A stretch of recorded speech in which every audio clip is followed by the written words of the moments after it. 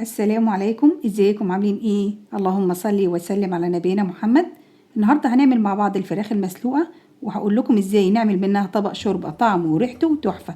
بس قبل ما نبدا الفيديو ما تنسوش تعملوا لايك للفيديو.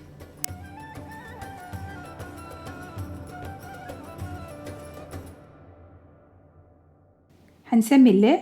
معايا هنا 4 وراك، ولو حابين تسلقوا فرخه كامله مفيش مشكله.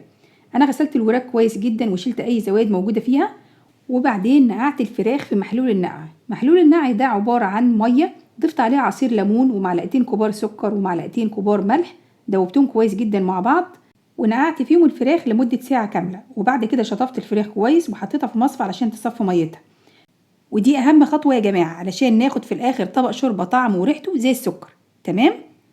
ودي البهارات: معلقة صغيرة فلفل اسود حصى، 5 فصوص حبهان، ورق لورو، وقطعة صغيرة خالص قرفة، ودي اختياري، لو مش حابين تضيفوها مش مهمة خالص. وهنضيف كمان فص واحد بس توم مفروم، بيدي طعم حلو قوي للشوربه. في حله بتغلي على النار هبدا انزل بالفراخ. زي ما قلت لكم يا جماعه، اهم حاجه نغسل الفراخ كويس جدا ونصفيها ما يكونش فيها ولا نقطه ميه.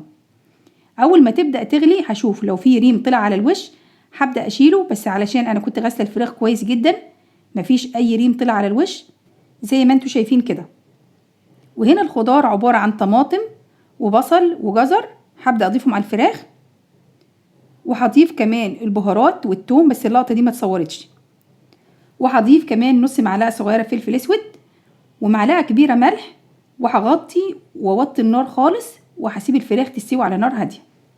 خلاص الفراخ استوت وبقت جاهزه معانا. حضرت مصفى علشان اصفي فيه الفراخ من الشوربه. تمام، حلو قوي كده. هجيب معلقه صلصه وفرشه وابدا ادهن الفراخ وهدخلها تحت الشوايه. لو حابين تحمروا الفراخ في زيت او تحمروها ببيض وبقسماط زي ما تحبوا، بس انا بحب الطريقه دي، بحس ان هي خفيفه جدا في الاكل. تمام، دخلت الفراخ الفرن تحت الشوايه وهبدا اصفي الشوربه.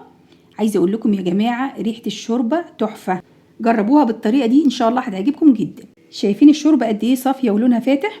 ممكن تعملوا منها شوربه لسان عصفور او شوربه بالشعريه او شوربه خضار، او تطبخوا بيها الرز بالشعريه، بتخلي طعم الرز تحفه. او تشيلوها في اكياس وتحطوها في الفريزر، بتنفع في وصفات تانية كتير. بصراحة طبق الشوربة مفيش غنى عنه. ودي الفراخ بعد ما خرجت من الفرن، طعمها وريحتها تحفة. أتمنى تجربوها. يا ريت لو عجبكم الفيديو ما تنسوش تعملوا لايك للفيديو وتشتركوا في القناة. أشوفكم على خير في فيديو جديد، والسلام عليكم ورحمة الله وبركاته.